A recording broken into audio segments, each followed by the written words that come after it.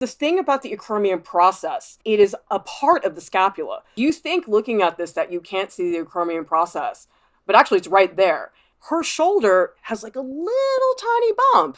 You just really, really have to look. And that's why anatomy, so much of it is just looking and searching for these forms. People will say things like, well, there's nothing to draw on the back. It's so flat. The back can be tricky because a lot of people almost feel like when they're drawing the back, they're in the Bermuda Triangle. Like they're just lost. Like there's nothing that they can really use to navigate.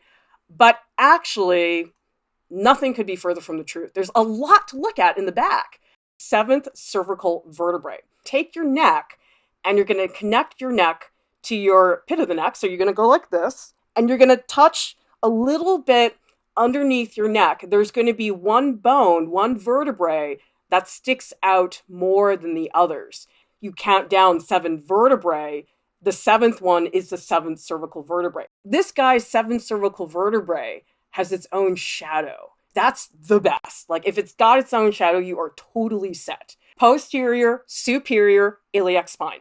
You can just call it the PSIS. They look like dimples. This is the ilium. You'll hear words like iliac. It means that it has something to do with the ilium, which is this really large bone that is pretty much embedded under a lot of muscle.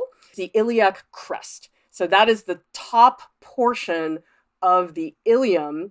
And on some people, you can sort of see it's not a super reliable landmark.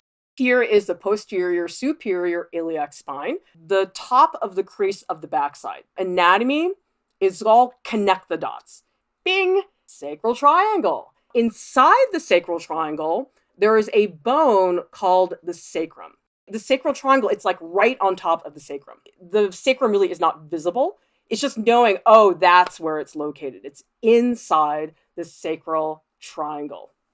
Posterior, superior iliac spine. We are slightly to the side. This is not a front-on view. And so does everybody see how the sacral triangle, it gets like a little bit more thin looking? So you really have to take under consideration point of view because you're not always going to be drawing a straight on view of the back. You can't just say, I'm studying the back, I'm studying the front, here's the side. You have to learn how to go from the back around to the front and vice versa. The scapula, this is the bone that's going to rescue your back drawings. This is what's going to take you out of the Bermuda Triangle and fly you back home safely. People oftentimes call it the shoulder blade. I always think about scapula as pork chops. Not all of it is a bony landmark. Only parts of it are. And so this gets tricky because there are parts of the scapula that are totally buried under muscle.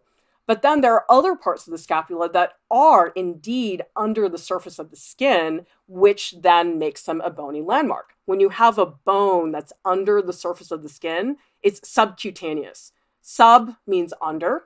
Cutaneous means it has something to do with skin, so underneath the skin. The green line on the scapula, those are the parts of the scapula that will be visible to you. The rest of the scapula that I did not color in green, you're not going to see that. That's all going to be bone and tissue. Does everybody see the blue lines? Those are the parts of the scapula that you will see on the body. The white parts of the scapula that you're looking at now, that's all covered in muscle. You will not see any of that. Because the figure is like stretched, the scapula, they're really like spread out. Let's talk about the side view of the scapula because the scapula looks really different from the side. You barely even notice that the scapula is there. Even from a point of view like this where you feel like, it's not really that visible, you should still address it. I think sometimes the main issue I see with people drawing human anatomy, there is a tendency, I think, sometimes for people to really generalize the form. Here's what's subcutaneous. And so this is the reason why when we go back, it's just like a sliver. Like there really is not that much to look at. And this is the reason why, because it's just that one little portion of the scapula that's under the surface of the skin. Everything else is under muscle. Does everybody see the scapula from the side? 7th cervical vertebrae, scapula. Remember, pork chops, posterior, superior, iliac spine, better known as the PSIS. You can think about them as dimples. We've got the iliac crest. is part of the ilium center line.